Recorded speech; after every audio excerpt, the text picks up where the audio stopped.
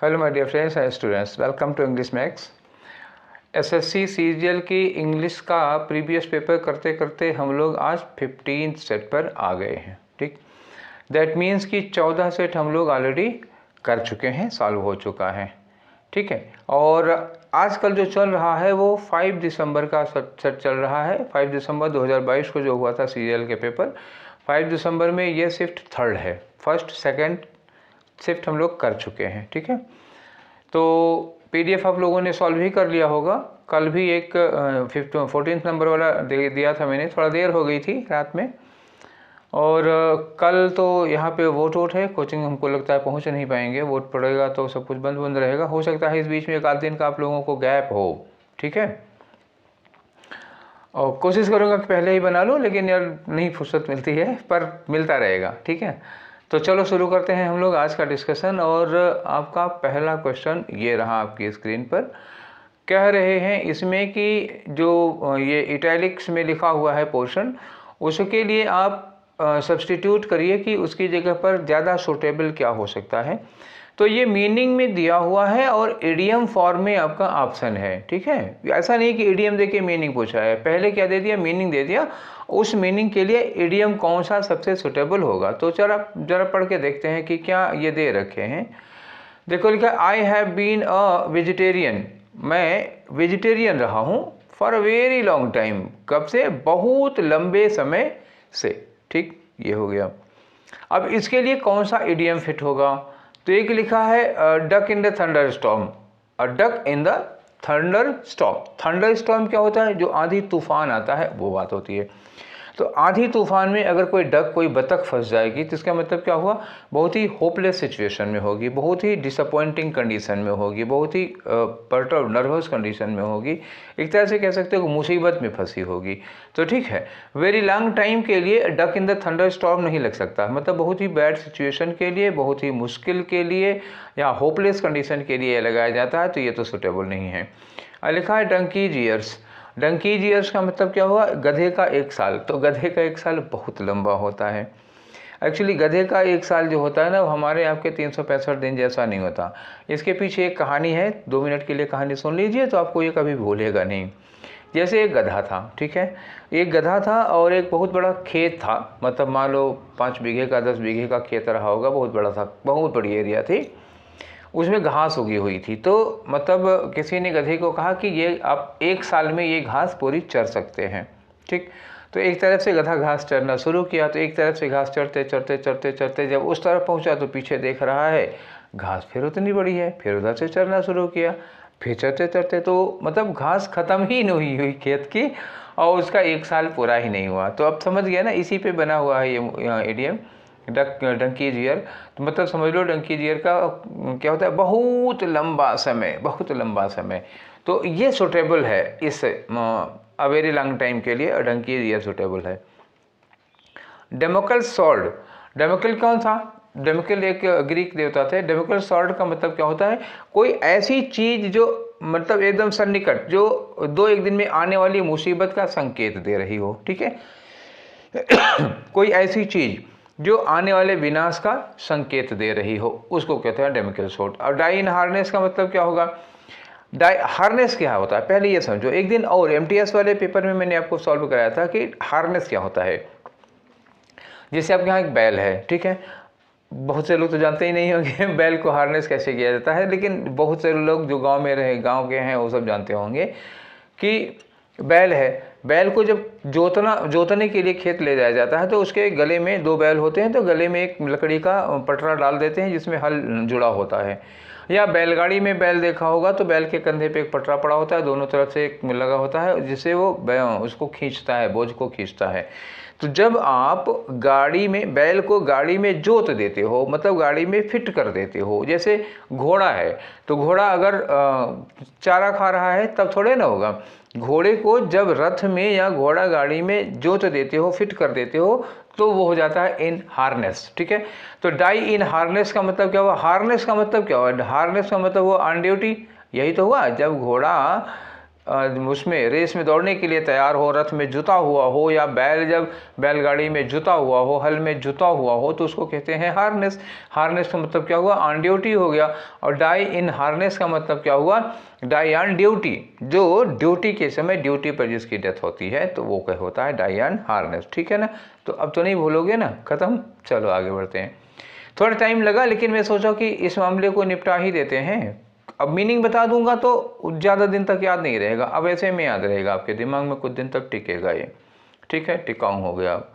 अब आ जाओ, active form बतानी है। कौन सी एक्टिव फॉर्म इसकी सही होगी? तो लिखा है the memorial event is expected, the memorial event is expected to be attended by thousands of people. तो ये लगा ना बाई थाउजेंड्स ऑफ पीपल, ये सब्जेक्ट बन जाएगा थाउजेंड्स ऑफ पीपल। अब जो इज एक्सपेक्टेड लिखा है तो यहाँ क्या हो जाएगा? अब पीपल के लिए आर एक्सपेक्टेड हो जाएगा। और ये जो टू बी अटेंडेड दिया है तो टू बी की जगह क्या हो जाएगा? टू के साथ वर्ब की फर्स्ट फॉर्म, तो टू अटेंड हो जाएगा। तो थाउजेंड्स ऑफ पीपल। अब ये देखो, पहले इस किस में दिया है? इज में दिया हुआ है। इज में दिया है तो हम इसको क्या करेंगे? इज एम आर में ही रखेंगे। थाउजेंड्स ऑफ पीपल लिखा है तो पहली बात तो ये वाज नहीं होगा, हैड नहीं होगा, दो का पत्ता साफ हो गया। ठीक, अब बचा है दो। ये thousands of people are, thousands of people are, ये ठीक हो गया। तीसरे चौथे में संभावना है।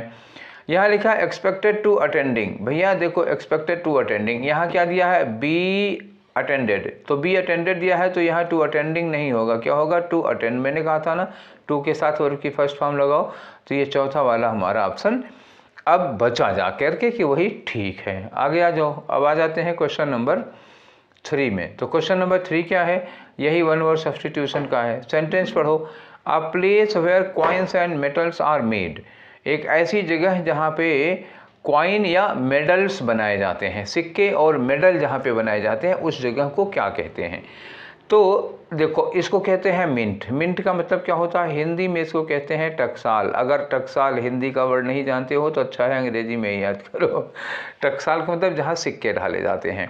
माइन का मतलब क्या होता है? माइन का मतलब, ये आई की पॉजेसिव प्रोनाउन नहीं है, माइन का मतलब होता है खान। और ये खान सर की बात नहीं कर रहा मैं, ये खान लोहे की, कोयले की, जो ज़मीन के अंदर दबा खजाना होता है उसको जो खोद के निकालते हैं उसको खान कहा जाता है। ठीक है ना? ऑफिस बताने की जरूरत नहीं, बार्न होता है एक। बार्न का मतलब क्या होता है? जितने किसानों के बच्चे होंगे, अब आप समझ जाएंगे इस बात को, तुरंत समझ जाएंगे 1 मिनट में। ठीक है? अब ये बार्न का मतलब क्या होता है? खलिहान। जब फसल तैयार होती है तो फसल काट करके जहाँ उसकी मड़ाई वड़ाई होती है, जहाँ अनाज रखा जाता है, उसको बार्न कहा जाता है, उसको खलिहान कहते हैं। ठीक है ना? तो ये हो गया, मतलब a place where crop is placed, where crop is placed before threshing. तो थ्रेसिंग के पहले और थ्रेसिंग के बाद जहाँ पर रखा जाता है वो अनाज, उसको बार्न कहा जाता है, खलिहान कहा जाता है। इतनी बात क्लियर हो गई। अब आप ऐसे और वर्ड्स कहाँ से पाएंगे? मन में ये सवाल उठ रहा होगा कि ऐसे और वर्ड होंगे तो हम क्या करें? तो देखो, मेरा एक वीडियो है थीमेटिक वोकैब। ठीक है? एक इसी में प्लेलिस्ट होगी, उसमें लिखा होगा थीमेटिक वोकैब। ठीक है? तो आप ये ले लो थीमेटिक वोकैब, या एक काम करो, मैं उसमें डिस्क्रिप्शन बॉक्स में तो है ही, मैं लास्ट में कनेक्ट कर दूंगा, या ये तो मतलब होता नहीं जैसे एंड वीडियो, तो उसमें मैं इसको अटैच कर दूंगा, देख लीजिएगा थीमेटिक वोकैब। थीमेटिक वोकैब में प्लेसेस लिखा होगा। ठीक है? थीमेटिक वोकैब में प्लेसेस लिखा होगा। शायद 2 वीडियो हैं इस तरह की जिसमें प्लेसेस से रिलेटेड, तो उसमें यही सारे हैं सब, मिंट, माइन, बार्न वगैरह वगैरह वगैरह, सब इसी प्लेसेस पर रिलेटेड वो पूरा का पूरा वीडियो है, देख लीजिएगा उसको। ठीक है? और जिसको उसका क्या कहते हैं PDF अगर चाहिए तो मुझे मैसेज करना, मैं PDF दे दूंगा। लेकिन जो मैसेज करेगा कि सर मुझे PDF भेज दीजिए, उसी को PDF भेजूँगा, क्योंकि मुझे लगना चाहिए ना कि जो ज़रूरतमंद है, जिसको ज़रूरत है उसी को भेजें, अनायास क्यों भेजें। ठीक? तो कुछ चीज़ें उन्हीं को मिलनी चाहिए जिनको ज़रूरत है। आगे आ जाओ। अब आते हैं क्वेश्चन नंबर 4 पे। क्वेश्चन नंबर 4 पे आपको एंटोनियम बताना है किसका? गिल्टी का। गिल्टी का मतलब क्या होता है? गिल्टी मतलब दोषी होता है। ठीक है? तो ये हो गया दोषी।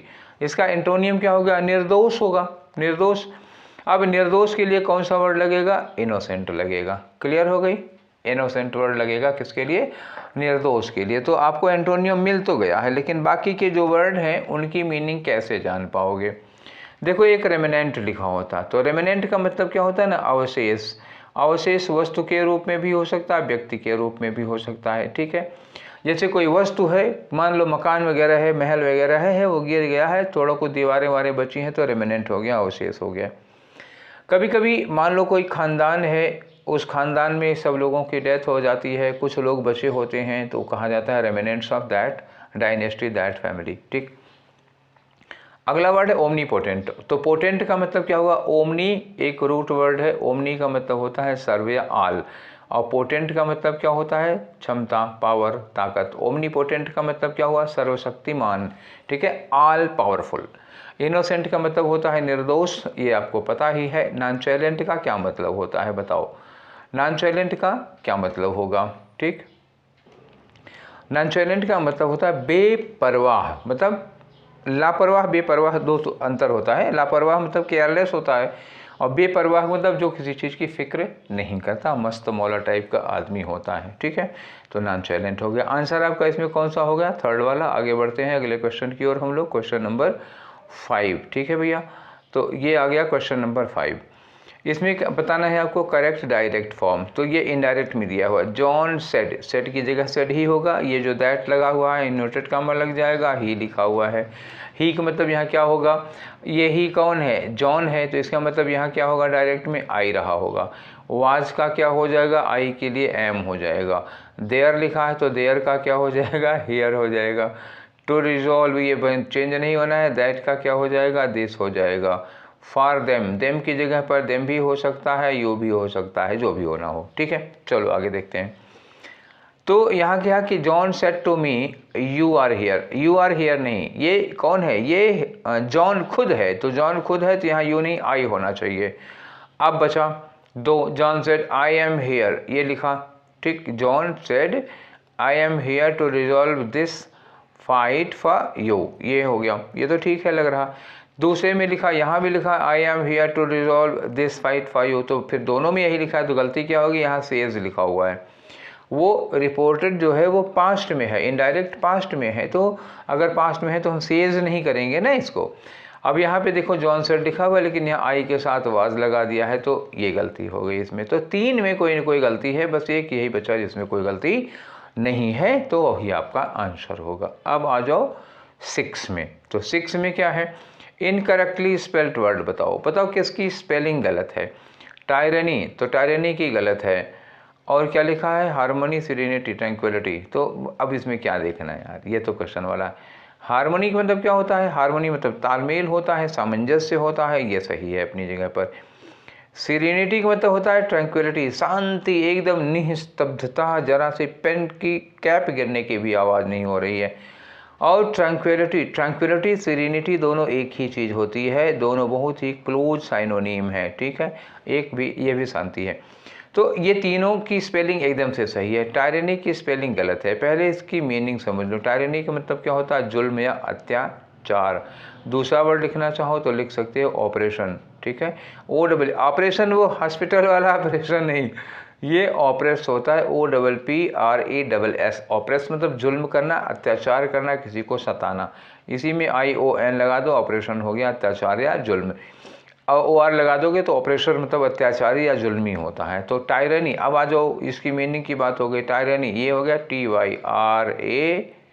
TYRA। अब क्या करोगे आप? डबल N करो तब Y लगाओ। गलती क्या थी टायरनी में?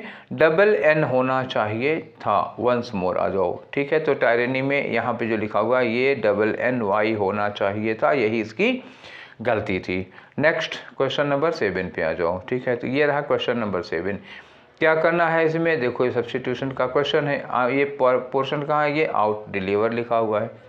तो देखते हैं यहाँ पे क्या गलती है। ठीक, तो चलिए इसको पढ़ते हैं एक बार। लिखा है कि सांता क्लॉज, सांता क्लॉज समझ रहे हैं ना, जो क्रिसमस में गिफ्ट देता है। Santa Claus at the North Pole. ठीक, ये बताता है Santa Claus says at the North Pole. वो क्या बताते हैं कि when he is not out, when he is not, अब यहाँ से लगाओ, out deliver gifts on Christmas, मतलब कब वो बाहर नहीं निकलते हैं क्रिसमस को गिफ्ट देने के लिए। तो यहाँ है when he is not out. पहले ये तो एक साथ में हो गया। ठीक है, रुको एक जरा क्लियर करने दो तो बताते हैं। ये क्लियर हो गया। तो when he is not out, out वो आउट वाला पोर्शन इधर है। ठीक है, अब ये है डिलीवर वाला इधर है, ठीक है, डिलीवर गिफ्ट्स, तो डिलीवर नहीं होगा यहाँ पे, क्या होगा, या तो लगाओ when he is not out to deliver, ऐसे हो गया when he is not out to deliver, या फिर इसको ऐसे करो when he is not out delivering, क्या होगा, when he is not out delivering, ये ऐसे करो, ठीक है, ये पर्पज के लिए बता रहे हैं ना, तो इसलिए या तो वर्ब की एनजी फॉर्म लगाओ या तो टू के साथ वर्ब की फर्स्ट फॉर्म लगाओ, देखो कौन सा मिलता है। When he is not out delivering, ये तो मिल गया हमको, दूसरा क्या, when is out of deliver नहीं होगा, आउट टू डिलीवरिंग, अरे यार, या टू लगा था तो या तो वर्ब की फर्स्ट फॉर्म लगनी चाहिए थी, तो टू के साथ एनजी फॉर्म नहीं लगेगा, ठीक है, तो आपका आंसर कौन सा बनेगा, पहला वाला बनेगा, ठीक है, क्लियर हो गई बात। अब आ जाओ 8वें क्वेश्चन पर, ठीक है, तो ये 8वां क्वेश्चन क्या है, 8वां क्वेश्चन में लिखा है, यही इटैलिक्स में लिखा हुआ है अ ग्रेव एरर। अब फिर वही जो पहला क्वेश्चन था शुरू में याद करो, वैसा ही क्वेश्चन ये भी है, मीनिंग यहाँ दी हुई है और इस मीनिंग का इडियम यहाँ दिया हुआ है, और इस मतलब कौन से इडियम की मीनिंग ये वाली हो सकती है, you will have to find out, ठीक है। तो इसके पहले आपको सेंटेंस पढ़ना पड़ेगा। He was sacked from job, यार ये तो पिछले वाले में भी आया था, अभी जो हम 14वां सेट किए थे उसमें भी ये था sacked, she was sacked from job, तो मतलब क्या हुआ, उसमें भी मैंने बताया था कि उसको नौकरी से निकाल दिया गया, बर्खास्त कर दिया गया, ये याद करो आया था ना, वही मतलब एक पकड़ लेते हैं तो शुरू ही रहते हैं वही word. He was sacked from his job, उसको नौकरी से निकाल दिया गया because of a grave error. Grave, यहाँ ग्रेव का मतलब कब्र नहीं हुआ, ग्रेव की दो मीनिंग होती है, एक होता है इसका मतलब कब्र और एक मतलब होता है इसका सीरियस, बहुत ज़्यादा, ठीक है, सीरियस। तो ये क्या है, नाउन है और ये क्या है, एडजेक्टिव है, ठीक है, ये दो चीज़ें हो गई, कब्र और सीरियस, समझ में आ गया। तो ग्रेव का ये मतलब, तो ग्रेव एरर का मतलब क्या हो गया, अग्रेव एरर, अग्रेव एरर का मतलब क्या हुआ, बहुत ही सीरियस मिस्टेक हो गई, ठीक है, ऑन हिज पार्ट, तो बहुत सीरियस मिस्टेक के लिए लगा। अब आ जाओ देखते हैं कि कौन सा इडियम इस सीरियस मिस्टेक के लिए यूज किया जाएगा। Picking holes in one's cot, cot ये कोट हो गया, ठीक है, COAT है coat. Picking hole one's in one's coat मतलब आप दूसरे की कोट में छेद देख रहे हैं, मतलब आप दूसरे में कमियां निकाल रहे हैं, तो ये होता है पिकिंग होल इन वंस कोट, मतलब दूसरे में कमी निकालना, तो ये तो आंसर होगा नहीं। हिमालयन ब्लंडर, हिमालय जितना बड़ा है उतनी बड़ी भूल, मतलब हिमालयन ब्लंडर बहुत बड़ी गलती, तो ये ग्रेव एरर हो सकती है, बहुत बड़ी गलती, बहुत बड़ी भूल, हिमालय जैसी भूल, ये सही है। और रेनिंग कैट्स एंड डॉग्स का मतलब होता है मूसलाधार बारिश, तो रेनिंग कैट्स एंड डॉग्स का मतलब हो गया हैवी रेन, तो यहाँ तो कोई मतलब नहीं है हैवी रेन का, ठीक है, तो ये भी नहीं लगेगा। अब आगे आ जाओ, minding p's and q's, minding p's and q's मतलब क्या होता है कि माइंड योर बिहेवियर, बहुत ही अच्छा, बहुत ही बढ़िया बिहेवियर करना कहीं पर, ठीक। नेक्स्ट क्वेश्चन है हमारा, इनकरेक्टली स्पेल्ड वर्ड बताइए। तो प्रिसाइज का मतलब क्या होता है, कोई चीज़ बहुत संक्षेप में, तो ये इसकी स्पेलिंग सही है, स्पेलिंग सही है तो ये आंसर तो होगा नहीं। केचप की स्पेलिंग गलत है, तो यही आंसर सही होगा। तो सही क्या होगा पता है इसकी स्पेलिंग, KETCH, ठीक है। जो इन्होंने CTH लिखा है वो क्या होगा, TCH हो जाएगा, आप लगा दो इसी में। केचप का मतलब क्या होता है, चटनी, अरे वो क्या कहते हैं, समोसा खाते हो तो बाद में वो केचप लेते हो ना, तो टोमेटो केचप वही है, केचप मतलब चटनी होता है। फ्लैशी सही है, फ्लैशी मतलब क्या होता है, चमकीला, ब्राइट। मूवमेंट ये भी सही है स्पेलिंग, ठीक है। अरे यार आंसर नहीं होगा, ये आंसर नहीं है, स्पेलिंग सही है तो ये आंसर नहीं होगा, ठीक है, क्लियर। आगे बढ़ें तो आते हैं हम अपने क्वेश्चन नंबर 10 पर, ठीक। ये रहा आपका question number 10, one word substitution पूछा जा रहा है। बताओ, a very expensive and elaborately built tomb, ठीक है, बहुत ही एक्सपेंसिव, बड़ी महंगी, बड़ी खर्चीली, बड़ी आलीशान, बड़ी शानदार, बहुत ही विधिवत, बहुत एलेबोरेट करके बनाई गई टम्ब का मतलब क्या हुआ, मकबरा। अब ये एग्जाम्पल मैं दूं तो आप ताजमहल ले सकते हैं इसको। ताजमहल क्या है, एक मकबरा है, एक कब्र है, जिसको बहुत ही महंगे पत्थर और इस सब से बनाया गया है, तो बहुत वो हो गया, ठीक है, समझ गए। तो क्या कहते हैं उसको, तो मॉस्क मतलब मस्जिद होता है, तो ये तो आंसर होगा नहीं। मास्टरपीस मतलब कुछ भी हो सकता है ना, बहुत अच्छा, बहुत एक्सीलेंट होगा, जो जिसे प्रेमचंद की रचनाएं भी तो मास्टरपीस है, किसी की पेंटिंग भी तो मास्टरपीस है, जरूरी है कि वो टम्ब हो, तो मास्टरपीस कुछ भी हो सकता है, ठीक है। जो बहुत एक्सीलेंट क्रिएशन होगा वो मास्टरपीस होगा। तो आंसर ये भी नहीं होगा। मुसोलियम, हाँ यही है, ठीक है।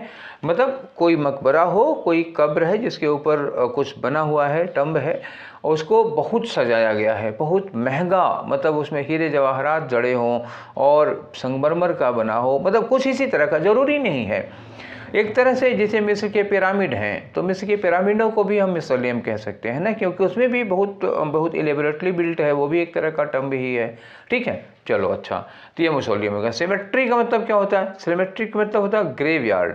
अभी मैंने बताया था ग्रेव का मतलब होता है, ग्रेव मतलब कब्र होता है, और यार्ड लगा दोगे तो ग्रेव यार्ड हो गया, मतलब कब्रिस्तान हो गया।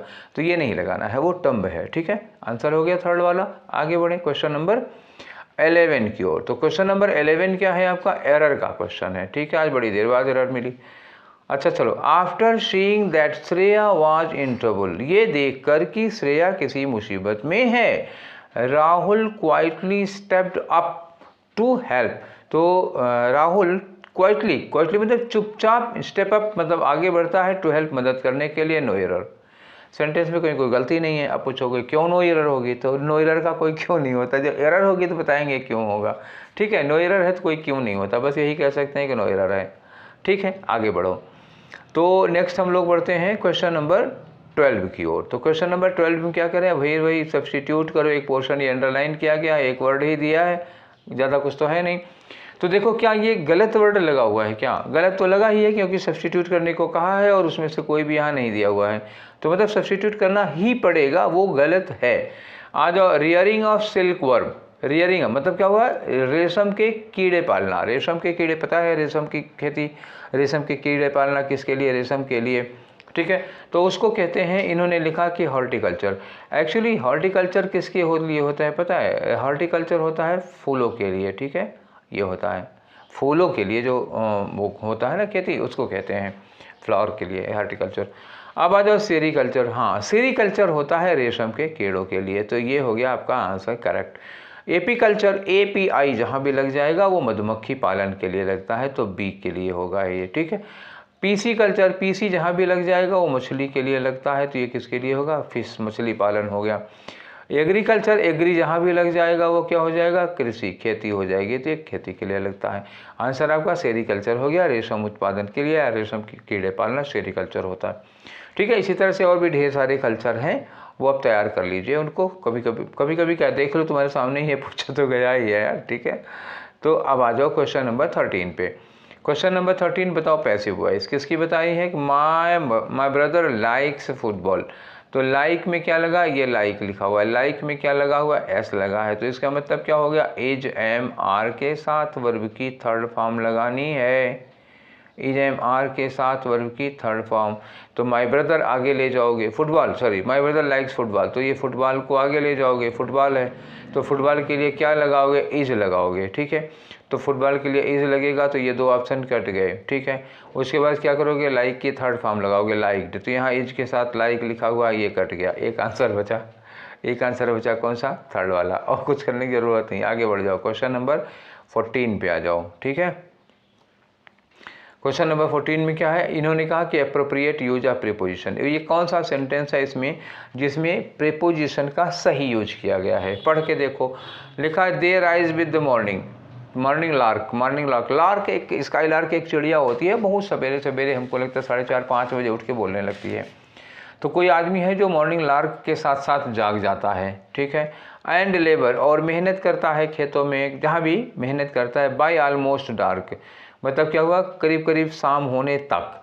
तो अभी तो बाई ठीक है, ठीक है। बाई यहाँ लग सकता है, काम चलाऊँ है, लेकिन सुटेबल इसके लिए क्या होता है? टिल, जब हम काम बताते हैं कि किस समय तक कोई काम करता है, लास्ट टाइम होता है, मतलब फाइनल लिमिट होती है किसी के काम करने की टाइम के लिए, तो वहाँ पे टिल यूज किया जाता है, ठीक है। बाई काम चलाऊँ है, अगर टिल नहीं मिलेगा तो बाई से काम चला लेंगे।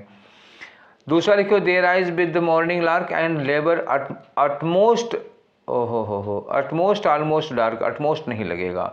ये लिखा है कि they rise with the morning lark and labour till almost dark, तो टिल ये ज़्यादा सुटेबल। अब टिल होने के नाते ये बाय गलत हो गया, अगर टिल ना होता तो बाय हम कर लेते, सही मान लेते। और यहाँ स्टिल लिखा है, स्टिल नहीं लगेगा। तो आपका आंसर कौन सा हो गया? ये थर्ड वाला हो गया। ठीक है, आगे बढ़ें। क्वेश्चन नंबर 15 आपका। तो क्वेश्चन नंबर 15 में क्या है, सिमिलर मीनिंग बताना है। सिमिलर इन मीनिंग किसका, ये लिखा है सुपरफिशियल। चलो, तो लिखा है the president's concern for the homeless people was superficial. President महाशय जो थे, उनकी जो चिंता थी होमलेस पीपल के लिए, बेघर लोगों के लिए, वो चिंता कैसी थी, सुपरफिशियल थी। सुपरफिशियल मतलब सतही थी, डीप नहीं थी। ठीक है, ऊपर ऊपर से उन्होंने बोल दिया था। और ये चिंता उनकी ended as soon as the media left the event. जैसे ही मीडिया वहाँ से चली जाती है, उनका ये गरीबों के या बेघर लोगों के लिए उनकी चिंता खत्म हो जाती है। इसका मतलब कि प्रधानमंत्री बहुत बड़ा ड्रामेबाज रहा होगा। ठीक है, खाली मीडिया के सामने बड़ी चिंता जता रहा था और मीडिया जाते ही उनकी ये चिंता खत्म हो गई। तो सुपरफिशियल का मतलब सतही तौर पर पे, जो डीप नहीं थी, मतलब उथली थी, छिछली चिंता थी ये। ठीक, तो सब्सटेंशियल हो गया। इनसब्सटेंशियल, सब्सटेंशियल का मतलब क्या होता है, पर्याप्त, प्रचुर होता है। इनसब्सटेंशियल का मतलब होगा अपर्याप्त, नॉट प्लेंटी, नॉट मच, तो ये तो होगा नहीं। ठीक है, शैलो, शैलो का मतलब क्या हुआ, छिछला। तो सुपरफिशियल का होगा यही। सुपरफिशियल का मतलब जो गहरा ना हो, और शैलो का मतलब जो गहरा ना हो। ये मिल गया सिमिलर मीनिंग आपकी। रिगार्डलेस का मतलब क्या होता है, रिगार्डलेस जब हम उस चीज़ से कोई सरोकार नहीं रखते, उस चीज़ से रिलेटेड नहीं होते हैं, तब होता है रिगार्डलेस। डेरोगेटरी, डेरोगेटरी का मतलब क्या होता है, अपमानजनक। ये क्या हो गया, अपमानजनक, ये आ गया। ठीक, ये हो गया डेरोगेटरी। क्लियर हो गई बात। ठीक है, अब आ जाओ 16 नंबर पे। तो 16 नंबर क्या है, 16 नंबर में क्या दिया है, एंटोनियम दिया है। किसका एंटोनियम, वेलर का एंटोनियम दिया हुआ है।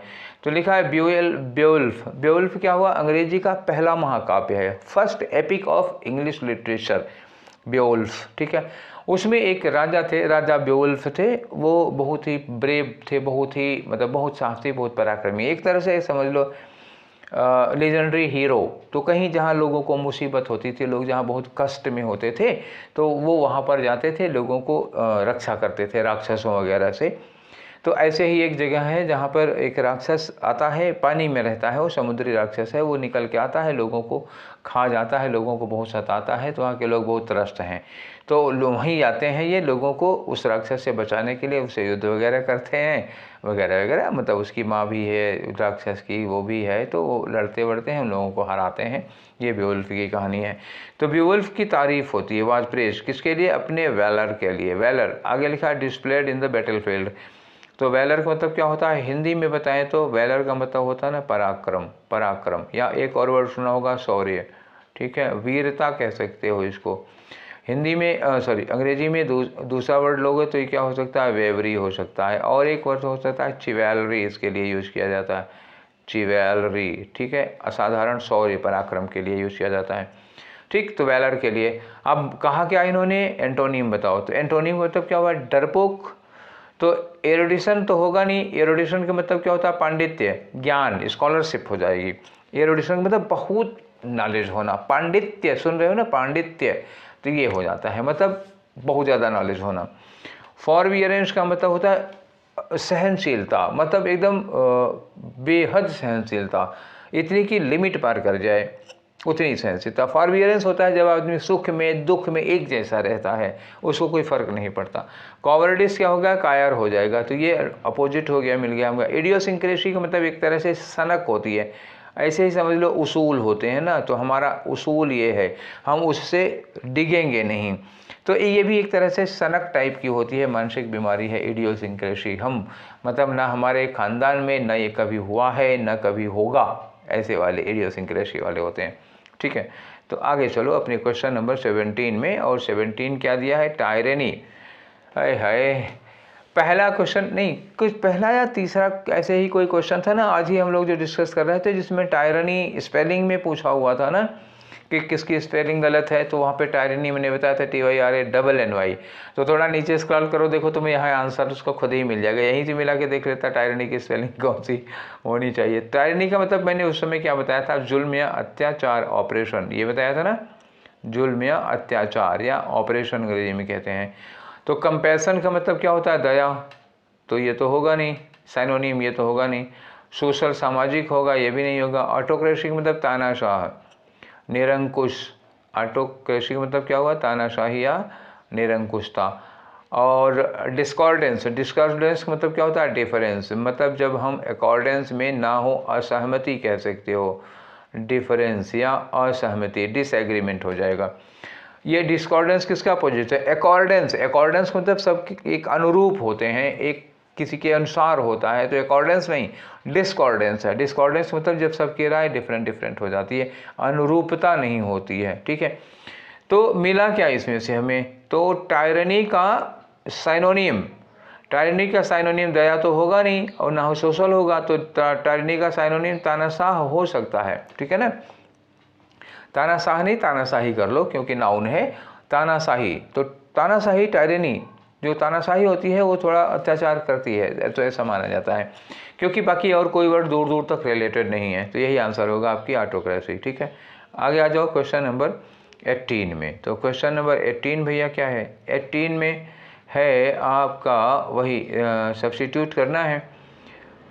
देखिए कोई एरर वगैरह है कि नहीं है, नहीं तो सही होगा वो, लेकिन एरर होगी ही होगी क्योंकि नो इम्प्रूवमेंट दिया ही नहीं है। तो फिर मतलब हुआ कि ये गलत है हर हाल में। केयरलेस में तो कोई गलती होगी नहीं, होगी प्रीपोजिशन में ही गलती। आ जाओ, द बैंकर वार्नड मी। एक बैंकर है, मतलब बैंकर मतलब जो बैंक वाले हैं, उन्होंने मुझे चेतावनी दी, वार्न किया, not to be careless, not to be careless. तो इतना तो सही है। अब आगे लिखा है कि from my ATM card, not to be careless from my, मतलब आप अपने ATM कार्ड के लिए केयरलेस मत होइए। तो यहाँ पे क्या लगेगा? With, not to be careless with your ATM card, with लगाना चाहिए यहाँ पे ना, किसी चीज़ के प्रति आप लापरवाही ना दिखाएं, ठीक है। आगे आ जाओ। अब आते हैं क्वेश्चन नंबर 19 पे। 19 में खाली जगह भरने का क्वेश्चन है। लिखा है the companies profit were low, companies profits were low. Company की प्रॉफिट क्या थी? बहुत कम हो गई, मतलब कंपनी का प्रॉफिट होना बहुत कम हो गया। कोरोना टाइम रहा होगा, ठीक है। हाँ, कोरोना टाइम तो था ही है, 2022 का पेपर चल रहा था, हाँ, तो कोरोना के इफेक्ट का है। आगे कहा कि दे वर फोर्स्ड, वो मजबूर थे, टू डैश द स्टाफ। अगर कंपनी का प्रॉफिट कम हो जाएगा तो वो किस काम के लिए मजबूर हो जाएंगे? कर्मचारियों की छटनी करेंगे, कर्मचारी कम करेंगे, यही तो होगा, इसी के लिए मजबूर होंगे। तो कर्मचारी छांटने के लिए क्या लगता है? Lay off. ले ऑफ का मतलब क्या होता है? संख्या में रिडक्शन कर देना, कर्मचारियों की छटनी कर देना, ठीक, क्लियर हो गया। तो चौथा होगा। आगे आ जाओ क्वेश्चन नंबर 20। तो क्वेश्चन नंबर 20 में क्या करना है? फिर वही दैट कैन सब्स्टिट्यूट, यहाँ पे आपको सब्स्टिट्यूट करना है, ठीक है। गलती हुई, गलती है ही है, क्योंकि ये चारों में कहीं नो सब्स्टिट्यूशन दिया नहीं है, मतलब कि ये गलत है, इसको आप सही करना ही पड़ेगा, कोई उपाय नहीं है। आ जाओ, every nook and corner. Every nook and corner का मतलब क्या हुआ? घर का कोना कोना, घर का कोना कोना। एवरी लगा हुआ है इसके पहले, तो एवरी लगा दोगे किसी भी चीज़ के साथ तो सब कुछ सिंगुलर हो जाता है। तो every nook and corner of the house में वर नहीं होगा, तब क्या होगा? Every nook and corner of the house was, ठीक है। तो क्या होगा? Of the house was unclean. बस यही वाज ढूंढो और क्या, तो वाज है तो ये वर तो दोनों होंगे नहीं, खत्म करो कहानी, ठीक है। अब यहाँ लिखा है every nook and corner of a house. A house नहीं होगा, ऑफ द हाउस होगा, क्योंकि अगर गंदा है तो हम किसी पर्टिकुलर घर की बात करें। किसी घर का कोना कोना गंदा था कि उस घर का कोना कोना गंदा था, तो उस घर का, किसी पर्टिकुलर घर की बात कर रहे हो, तो ये क्या लगाओगे? 2 वाला आंसर हो जाए। अब आ जाओ अपने क्वेश्चन नंबर 21 में। तो 21 से 25 तक क्या करते हैं ये तो आप लोगों को पता ही है। स्टेटमेंट दिखाता नहीं मैं, इसीलिए स्टेटमेंट क्या देखोगे, जो आप करना है वो तो सामने आपने दिखाई दे रहा है ना, तो ये चीज़ हो जाती है। आओ चलो पढ़ते हैं, पढ़ के भरेंगे और क्या। लिखा है कि द मोनेस्ट्री इन तवांग। तवांग कई जगह का नाम होगा, चीन में होगी या जापान में होगी, पता नहीं मुझे, ठीक है। तो the monastery in Tawang has recently undergone dash. तो अभी अभी वहाँ पे ये चीज़ हुई है। तो अंडरगॉन का मतलब जो होता है जब कोई परिवर्तन वगैरह होता है, कोई चेंज वगैरह होता है, तब यूज़ करते हैं। तो अंडरगॉन डैश एंड लिखा है एंड ब्राइट पेंटिंग्स। ओह, तो मतलब वो जो मोनेस्ट्री है वहाँ पे कुछ पेंटिंग वेंटिंग हुई है, मतलब ये हुआ कि उसमें मरम्मत हुई होगी और फिर रंग रोगन पुताई वुताई हुई होगी, ठीक है। तो इस काम को क्या कहते हैं? इस काम को तो हम कहते हैं रिनोवेट करना, किसी चीज़ रिपेयरिंग, रिनोवेशन, कुछ इस तरह का वर्ड आना चाहिए। And bright paintings dash it's walls, और चमकीली जो चमकदार तस्वीरें हैं, पेंटिंग्स हैं, वो इसकी दीवारों पर डैश कर रही थी, तो मतलब वही होगा खूबसूरत कर रही थी। और क्या, अगर दीवारों पर ब्राइट ब्राइट पेंटिंग बना दोगे तो वो उसकी खूबसूरती को बढ़ा देंगे, तो यहाँ तो खूबसूरती बढ़ाने वाला वर्ड लगेगा। Dances and ceremonial celebrations, dance और सेरिमोनियल मतलब जो उस समय का जो अवसर था वो सेलिब्रेशंस आर हेल्ड, उनका आयोजन किया गया है इन द डैश, तो कहाँ आयोजन किया होगा, तो यहाँ इन द मोनेस्ट्री हो सकता है, या तो यही मोनेस्ट्री यहाँ पे यूज कर दिया जाए, या तो मोनेस्ट्री का कोई प्लेस होगा, मोनेस्ट्री की छत पर होगा, आंगन में होगा, पिछवाड़े होगा, हॉल में होगा, फील्ड में होगा, कहीं है वो। जब इन चीज़ों का आयोजन किया जा रहा है तो किसी जगह पे होगा। आगे लिखा है the most important of which is held, जो सबसे इम्पोर्टेंट चीज़ है वो क्या है, held on the night of the Buddha.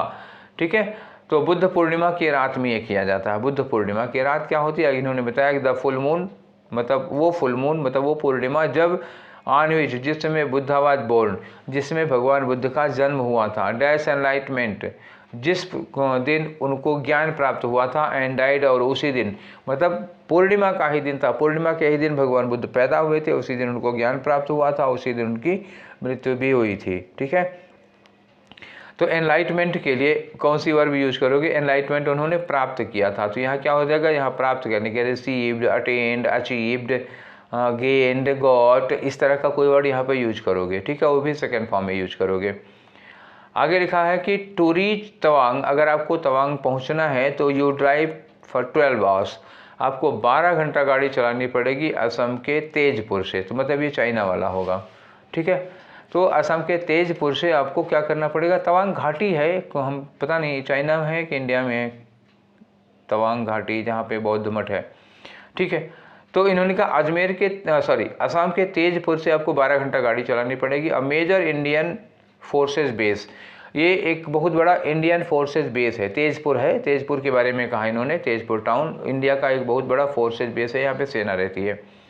आगे लिखा है द बेस्ट सीजन्स, जो सबसे अच्छा सीजन है यहाँ का, the visitor can choose for coming to Tawang, Tawang जाने के लिए जो सबसे अच्छा सीजन विजिटर चुन सकता है वो क्या है, is dash September to November, September to November. अगर यहाँ 2 लिखा हुआ है तो यहाँ क्या होना चाहिए, फ्रॉम। अगर 2 टाइम दिया हुआ है, सितंबर नवंबर टाइम दिया हुआ है, एक पे पहले 2 लगा दिया तो दूसरे के पहले फ्रॉम लगेगा, जाहिर सी बात है फ्रॉम के साथ ही 2 लगता है, तो ये फिक्स हो गया हमारा।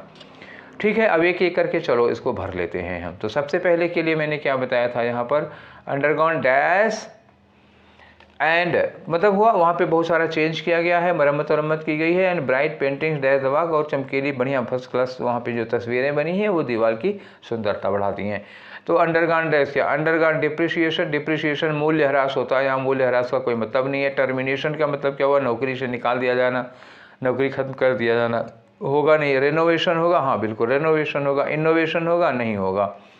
क्यों, इनोवेशन मतलब जानते हो, इनोवेशन होता है कुछ नया करना, ये क्या होता है, कुछ नया करना इनोवेशन होता है, और इनोवेशन मतलब होता है पुराने को नया रूप देना।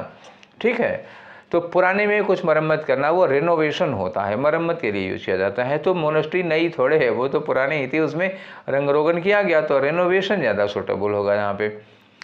आगे आ जाओ, नेक्स्ट क्वेश्चन हमारा क्वेश्चन नंबर 22 हो गया। क्वेश्चन नंबर 22 मतलब फिलर नंबर 2। तो यहाँ क्या लगाओगे, तो खूबसूरत चिंती, यहाँ तो ब्राइट पेंटिंग्स हैं, सुंदर सुंदर चित्र है, वो दीवार की क्या कर रहे थे, दीवार की शोभा बढ़ा रहे होंगे। तो दीवार की शोभा बढ़ाने के लिए क्या करोगे, एडोर, यहाँ एडोर लिखा है, एडोर्न लिखा है, यहाँ एक्सपोज लिखा है, और यहाँ रेक्टिफाई लिखा है। तो क्या होना चाहिए यहाँ पे, बताओ आप लोग क्या होना चाहिए। तो भैया एडोर का मतलब क्या होता है, एडोर का मतलब होता है प्यार करना। ये जो एडोर है वो क्या होता है, लव। तो बढ़िया बढ़िया जो सुंदर सुंदर चित्र बनाए गए हैं वो क्या कर रहे हैं, वो दीवारों को प्यार कर रहे हैं ना, क्या कर रहे हैं, एडोर्न कर रहे हैं। एडोर्न का मतलब क्या होता है, ब्यूटीफाई करना। ब्यूटीफाई का मतलब उस चीज़ की सुंदरता को बढ़ा रहे हैं, तो ब्यूटीफाई कर रहे हैं। आंसर कौन सा हो गया अब आपका, एडोर्न होगा, ना कि एडोर होगा। ठीक है, आगे बढ़ो, नेक्स्ट वाले में आ जाते हैं हम लोग। तो अब की बात क्या है, फेलर नंबर 3 क्वेश्चन नंबर 23। ये कहाँ लगाना, ये लगाना है आपको। ठीक है, तो इन्होंने कहा कि हेल्ड इन, जो बड़े बड़े ये सेलिब्रेशंस हैं वो कहाँ आयोजन किए जा रहे हैं, तो किसी जगह का नाम होगा। शिपयार्ड, शिपयार्ड जहाँ पानी वाली जहाज़ बनती है, ये तो होगा नहीं। जंक यार्ड, जहाँ कबाड़ रखा जाता है, ये भी नहीं होगा। कोर्ट यार्ड, आंगन है ये हो सकता है चर्च यार्ड, चर्च के आंगन में। तो भैया मोनेस्ट्री है तो चर्च यार्ड कहाँ से हो सकता है, तो क्या होगा, मोनेस्ट्री के आंगन में कोर्टयार्ड में होगा। क्लियर, आगे बढ़ जाओ। ठीक है, आगे बढ़ जाओ। अब ये आ गया फेलर नंबर 4, क्वेश्चन नंबर 24, मतलब ये यहाँ पर होगा। तो कह रहे हैं कि बुद्ध पूर्णिमा जिस दिन भगवान बुद्ध पैदा हुए थे, जिस दिन उनको ज्ञान प्राप्त हुआ था, तो ज्ञान प्राप्त करने के लिए क्या लगाओगे, अटेंड लगाओगे या ट्रांसफर्ड लगाओगे, रिसीव्ड लगाओगे या डिस्प्लेड लगाओगे। तो ट्रांसफ़र और डिस्प्ले तो होगा नहीं, पता लगा कि अभी अटेन में और रिसीव्ड में। तो रिसीव मतलब होता है जब कोई व्यक्ति हमको कुछ देता है, ठीक है ना, जैसे आपने वहाँ से हमको गिफ्ट भेजा और हमको वो मिला तो वो रिसीव हुआ। तो ज्ञान जो है इनको किसी ने भेजा नहीं था कि इन्होंने किसी ने ज्ञान पार्सल कर दिया और ये आके यहाँ पर रिसीव कर लिए साइन करके, तो वो रिसीव वो वाला नहीं, किसी का भेजा हुआ नहीं रिसीव किया है तो ये नहीं होगा, बल्कि अपने से प्राप्त किया है तो ये अटेंड होगा। यहाँ पर क्लियर हो गया, कोलोकेशन है। आगे आ जाओ। अब रहा आपका एक आखिरी वाला, ठीक है, ये भी कर लो। तो ये है फिफ्थ है, तो यहाँ पे क्या लगाओगे। तो मैंने बताया था ना कि यहाँ से इस समय के तक होता है, तो जब समय के लिए 2 मतलब नवंबर के पहले 2 लिखा है तो सितंबर के पहले क्या चाहिए, फ्रॉम चाहिए। तो फ्रॉम यहाँ पे कहीं दिया हुआ नहीं है, ठीक है, देख रहे हो, ये देखो कहीं नहीं फ्रॉम दिया है। अब फ्रॉम नहीं दिया है तो 2 टाइम के बीच में क्या यूज़ किया जाता है, बिटवीन यूज़ किया जाता है। हालांकि ऑप्शन गलत है, 100% गलत है। अब यही समझ में नहीं आता कि एसएससी वाले क्या कर रहे हैं। बिटवीन के साथ एंड यूज़ किया जाता है, फ्रॉम के साथ टू यूज़ किया जाता है, ये फिक्स होता है, ठीक है। वहाँ 2 के बाद यहाँ ऑप्शन फ्रॉम दिया ही नहीं इन्होंने, बाकी कोई ऑप्शन यहाँ पे लग ही नहीं सकता है, ठीक है। 2 के साथ फ्रॉम ही यूज़ कर सकते हो और कुछ नहीं यूज़ कर सकते हो। बिटवीन के साथ एंड लगता है, 2 नहीं लगता है। लेकिन अब जो कि कोई है नहीं ऑप्शन और सेंस वही वाला है 2 टाइम के बीच में, तो फिर बिटवीन नहीं लगा सकते और कोई लगा नहीं पाओगे। क्लियर हो गई बात, ठीक है। तो अब हम लोगों ने ये कर लिया, कौन सा सेट था ये सेट था हमारा 15th, ठीक है। 15th के भी कितने क्वेश्चन हो गए, 25 हो गए, ठीक है। तो काफ़ी क्वेश्चन तो हो गए हैं, धीरे धीरे मिलते भी रहेंगे एक एक करके, और हो सकता है इस बीच में एक आध दिन का गैप हो, क्योंकि चुनाव है लखनऊ में, ठीक है। तो देखा जाएगा, अगर ऐसी दिक्कत आती है तो कोशिश करूँगा कि आपको रोज़ एक वीडियो मिलता रहे, ताकि आपके एग्ज़ाम के कुछ पहले ही ख़त्म कर लो ना, एकदम एग्ज़ाम के दिन या एग्ज़ाम के समय करूँगा तो फ़ायदा क्या होगा, एग्ज़ाम के कुछ पहले, ताकि आपको टाइम मिल जाए, ठीक है। तो ये सेशन यहीं पर वाइंड अप करते हैं। आप लोग अपनी राय दीजिएगा और कुछ स्पेशल चीज़ की ज़रूरत हो तो बताइएगा। फिर मिलेंगे हम लोग इसी समय अगले दिन। Till then take care, thank you.